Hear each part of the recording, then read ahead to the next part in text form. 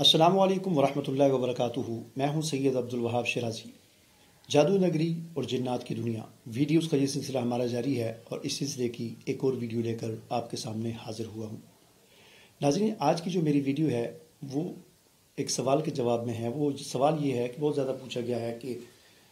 جادو کی اقسام بتا دیں۔ جادو کی تو ویسے بہت ساری اقسام ہیں، لیکن میں چند ایک اقسام آج آپ کو بتاتا ہوں جادو کی، اور یہ انشاءاللہ آپ کے لیے بہت ہی انفارمیٹیو اور بہت ہی معلوماتی آج کی ویڈیو ہے۔ اس ویڈیو کو مکمل دیکھیں اور جادو کی چند ایک اقسام اپنے علم میں، اپنی نالج میں لے آئیں اور پھر دوسرے لوگوں کو بتائیں۔ اور اس کا فائدہ یہ ہوگا کہ جب آپ جادو کی ان اقسام کو سمجھ لیں گے، تھوڑا سی آپ کو جانکاری اس بارے میں حاصل ہو جائے گی، اس کا فائدہ آپ کو یہ ہوگا کہ آپ اپنی تشخیص بھی کر سکیں گے۔ جب آدمی کو کس چیز کا علم آتا ہے تو پھر اس کا علاج کرنا آسان ہو جاتا ہے۔ تو جادو کی تو ویسے مختلف علماء نے بہت ساری مختلف اقسام بیان کی ہیں۔ آج کی اس ویڈیو میں امام رازی رحمۃ اللہ علیہ کے نزدیک جو ہے وہ جادو کی اقسام آپ کے سامنے رکھوں گا۔ پھر امام راغب جو ہیں ان کی اگلی ویڈیو میں انشاءاللہ ان کے نزدیک جو جادو کی اقسام ہے وہ بھی آپ کو بتاؤں گا، اور مزید اس کی جو اقسام ہے وہ بھی بتاؤں گا۔ آج صرف امام رازی نے جو چند ایک اقسام بیان کی ان میں سے وہ فرماتے ہیں کہ جادو کی ایک قسم یہ ہے کہ جو وہ لوگ کہ جو 7 ستاروں کی پوجا کرتے تھے اور یہ عقیدہ رکھتے تھے کہ ستارے کائنات کے امور کی تدبیر کرتے ہیں، خیر و شر کے مالک ہیں، ان سے قسمت کا حال وغیرہ یہ جانا جا سکتا ہے، قسمت انسانی زندگی پر اور انسان کے کاروبار پر اور فلاں پر یہ ستاروں کے اثرات ہوتے ہیں۔ اور یہی وہ لوگ تھے، اسی قسم کے نظریات والے لوگ تھے جن کی طرف اللہ تعالیٰ نے حضرت ابراہیم علیہ السلام کو نبی بنا کر بھیجا تھا۔ دوسرے الفاظ میں ہم یوں کہہ سکتے ہیں کہ یہ جو علم نجوم وغیرہ اور یہ جو ستاروں کا حال، آپ کا ہفتہ کیسا گزرے گا، اخبار میں آتا ہے، پورا ایک وہ آتا ہے، ٹھیک ہے نا، اس میں بتایا جاتا ہے کہ جی اس ہفتے میں یہ ہوگا، آپ کی فلاں تاریخی پیدائش یہاں اس مہینے سے اس مہینے تک پورے ہونے والوں کے لیے اس ہفتے میں یہ ہوگا۔ یہ اس قسم کی جتنی باتیں ہوتی ہیں یہ جادو ہی کی اقسام ہیں۔ جیسا کہ پچھلی ویڈیو میں نے آپ کو وہ حدیث بھی سنائی تھی کہ جس میں حضرت عبداللہ بن عباس سے مروی ہے، رسول اللہ علیہ وسلم نے فرمایا کہ جس نے ستاروں کا علم سیکھا، یعنی علم نجوم سیکھا، تو اس نے جادو کا ہی ایک حصہ سیکھا۔ تو یہ علم نجوم، ستاروں کا علم، یہ اس قسم کی چیزیں ہوتی ہیں، یہ جادو ہی کی اقسام یا اسی کی ایک شاخ ہوتی ہیں، ٹھیک ہے۔ دوسری قسم اصحاب اوہام اور نفوس قویہ کا جادو، یعنی وہم جو ہوتا ہے، اصحاب اوہام کہتے ہیں ایسے لوگ جو کسی کو وہم ڈالتے ہیں۔ تو یہ وہم جو ہوتا ہے یہ اس کے ذریعے بھی ایک جادو ہو جاتا ہے۔ وہ جادو کیسے ہوتا ہے کہ وہم سے انسان کے اندر بڑا فرق پڑ جاتا ہے۔ اس کو ایک مثال کے ذریعے سمجھیں۔ مثال یہ ہے کہ 2 اینٹیں ہیں، آپ نے 2 اینٹیں اس طرح جوڑیں، اس کے آگے 2 جوڑیں، اس طرح پورا، یعنی 2 اینٹوں کا زمین پر ایک ردہ لگا لیں آپ، ٹھیک ہے نا۔ اب یہ 2 اینٹوں کا ردہ جو ہے مطلب 6 انچ اس کی چوڑائی ہے، اور اس طرح اونچائی اس کی صرف اینٹ 3 انچ موٹی ہوتی ہے، تو 3 انچ کا یہ ردہ ہے پورا۔ 2 اینٹیں اس طرح لگی ہوئی ہیں، 2 اینٹیں، ٹھیک ہے۔ اب میں آپ سے کہوں کہ اس کے اوپر آپ چلیں، آپ بڑی آسانی سے چلیں گے۔ میں آپ سے کہوں آنکھیں بند کر کے چلیں، تو آپ اس سرے سے اس سرے تک ان 2 اینٹوں پر آنکھیں بند کر کے چلے جائیں گے، اس پورے ردے پر۔ میں آپ سے کہوں کہ لنگوٹا کر کے چلیں، یعنی ایک ٹانگ اٹھا کر چلیں، تو آپ ایک ٹانگ اٹھا کر بھی چلے جائیں گے ان 2 اینٹوں پر، ٹھیک ہے۔ لیکن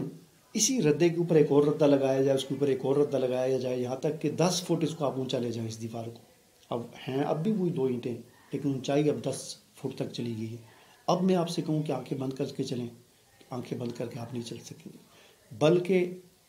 اکثر لوگ آنکھیں کھول کر بھی اس کے اوپر نہیں چل سکیں گے۔ اور بعض تو ایسے ہوں گے کہ وہ شاید ان کو کہا جائے کہ بیٹھ کر، جیسے گھوڑے پہ بیٹھتے ہیں اس طرح بیٹھ کر چلو، تو شاید وہ اس طرح بھی نہ چل سکیں۔ ایسا کیوں ہے؟ ایسا اس لیے ہے کہ یہ اصل میں وہم ہے کہ جس وقت زمین پر ایک ردہ لگا ہوا تھا، تو اس وقت آدمی کا خیال یہ تھا کہ میں نہیں گروں گا، یہاں سے گرنے کی جگہ ہی نہیں ہے، ٹھیک ہے۔ اب 3 انچ سے میں کیا گروں گا، 8 انچ کا تو میرا پاؤں ہے، تو اس سے میں کیا گروں گا۔ تو انسان کا وہم اور خیال یہ ہوتا ہے کہ میں نہیں گروں گا، تو وہ نہیں گرتا، لنگوٹا کر کے بھی چلا جائے گا، آنکھیں بند کر کے بھی چلا جائے گا، لیکن وہ ان 2 اینٹوں سے نہ ادھر گرے گا نہ ادھر گرے گا۔ لیکن یہی ردہ جب بلندی پر چلا جاتا ہے تو انسان کو یہ وہم سوار ہو جاتا ہے، یا انسان کے ذہن میں یہ بات آ جاتی ہے کہ اگر میں یہاں سے گر گیا تو میری بازو ٹوٹ جائے گی، یہ ہو جائے گی۔ تو یہ جو وہم ہوتے ہیں کہ بازو ٹوٹ جائے گا، ٹانگ ٹوٹ جائے گی، شاید میں گر جاؤں، تو یہ وہم جب انسان پر سوار ہوتا ہے تو پھر انسان اس دیوار پر نہیں چل سکتا۔ حالانکہ اب بھی وہی 2 اینٹیں ہیں،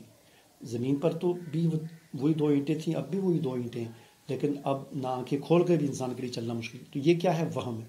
تو جادو کی ایک قسم یہ ہے کہ بعض لوگ کسی پر جادو اس طرح کرتے ہیں کہ اس کو وہم کا شکار کر دیتے ہیں۔ مثال کے طور پر جادوگروں، یہ بھی جادوگری طریقہ ہوتا ہے کہ آپ کا کوئی دشمن ہے، وہ جادوگر کے پاس گیا، جی اس پر جادو کرنا ہے، تو جادوگر اسے کہتا ہے کہ تم ایسا کرو، تم اس کے پاس جاؤ اور اسے تم کہہ دو کہ تم پر جادو ہے، بس یہ جادو ہو جائے گا اس پر۔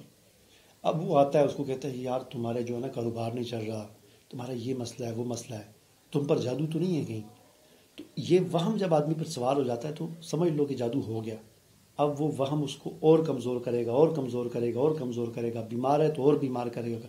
کاروبار خراب ہے تو اس کا چونکہ وہ پہلے وہ تھا، محنت نہیں کرتا تھا جس کی وجہ سے کاروبار خراب تھا، یا وہ صحیح اصول طریقے قواعد و ضوابط کے مطابق نہیں کرتا تھا، اب اس کے ذہن میں آگے کہ مجھ پر جادو ہے تو اب اور زیادہ وہ ڈھیلا ہو جائے گا، اور زیادہ کاروبار خراب ہو جائے گا۔ تو جادو کی ایک قسم یہ بھی ہے۔ یہی وجہ ہے کہ یہ عاملین کا طریقہ یہی ہوتا ہے کہ ان کے پاس آپ جب بھی جائیں، جو بھی بندہ جائے، اکثر یہی فوراً کہہ دیتے ہیں آپ پر عصیب ہے، آپ پر یہ ہے وہ ہے، اور اس طرح آپ کو جادو کا شکار اور مریض بنا دیتے ہیں۔ جادو کی ایک تیسری قسم یہ ہے کہ گٹھیا ارواح یعنی شیاطین قسم کے جنوں سے مدد حاصل کر کے جادو کا عمل کیا جائے۔ یہ بھی جادو کی قسم ہے کہ کچھ لوگ جو ہوتے ہیں، جو بڑے جادوگر ہوتے ہیں، یعنی وہ کیا کرتے ہیں، کچھ کفریہ کام کرتے ہیں، اللہ کا انکار کرتے ہیں، دین کی توہین کرتے ہیں، نعوذ باللہ قرآن کو جوتا بنا کر پہنتے ہیں، قرآن کی توہین کرتے ہیں اور گندگی کھاتے ہیں، گندے رہتے ہیں، 2 مہینے غسل نہیں کرتے،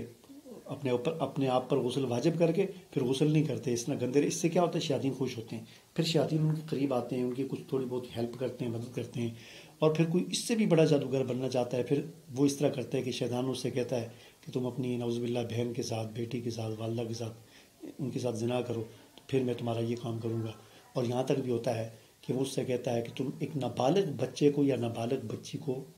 اس کے ساتھ پہلے زیادتی کرو اور پھر اس کو قتل کر دو، تو